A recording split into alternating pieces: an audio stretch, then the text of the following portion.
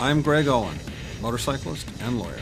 I've been riding, racing, building, and collecting motorcycles for the past 40 years. During my time as a professional motocross racer in the 70s, I decided to give up my racing career and become a lawyer. I did that to help other riders who had nowhere else to turn. Over the course of my 30-year career, I've represented hundreds of injured clients and resolved their cases for more than $900 million. My goal is to tell the history of motorcycling in America, one bike and one rider at a time. All right, we're at Love Ride this weekend, and we've got a booth here with some crazy good stuff. Sean, is this all yours? It is. Now, before we get into the bikes, I find what you do for a living fascinating. Can you tell us? Sure. We have a camp resort in Sturgis. We also own other rally properties. We have a little gold mine town in western Arizona, Oatman. It's a destination for the Laughlin River Run. We have gunfights and burros. You feed the burros. You've been there. Yeah. So wait a minute. For everyone who hasn't seen it, the people around the world who haven't done the Laughlin River Run, how many motorcyclists does that attend that? 80,000 plus or minus, depending upon the year. And am I right, most of those people go to Oatman at one point over the weekend? Absolutely. About 20,000 a day at least. Wow. And you own the whole town? Most of the town, Main Street and some of the surrounding cabins and so on. Well, that's amazing in itself. Now, you talked about Sturgis, and again, I think I just explained to you, I've never been, it's on my bucket list, and I got to do it. So tell us what your involvement is at Sturgis.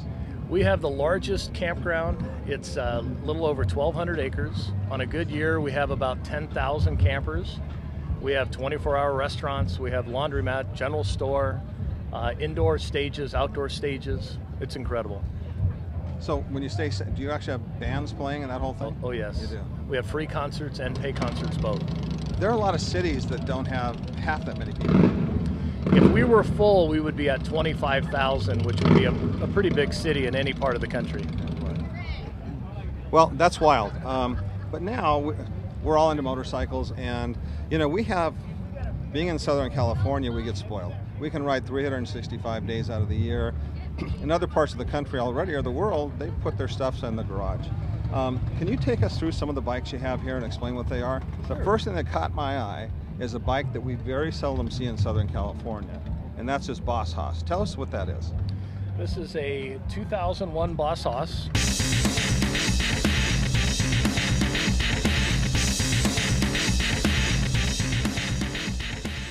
It actually has a 350 Chevy motor in it, 400 horse, 2-speed forward, 1-speed reverse.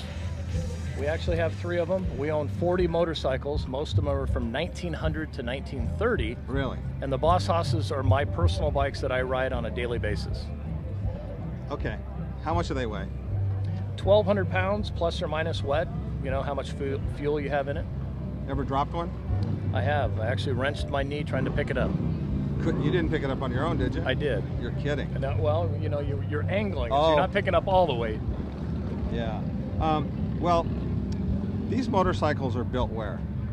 They're actually built out of the factory, American made in Tennessee. And Boss Hoss has been around since about 1993 or so. Oh, I remember, and I think I've seen some of these where people put superchargers on them and all sorts of crazy stuff. Wild stuff. Wild stuff. And they don't need it. So here's the thing. What I'm trying to find out is, for example, that Harley Davidson, the yellow one sitting over there, what year is that? 1943. Okay. How much does that weigh, do you think?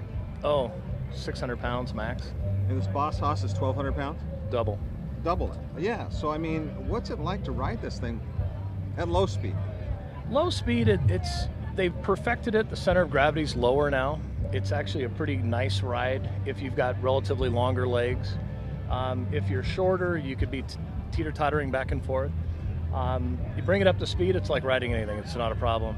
But once you get used to the speed, you're hooked on it forever. It's tough to turn back to something smaller and less powerful. I have a feeling it has a lot of torque. A lot of torque. Give it a little gas, it'll actually rock on you.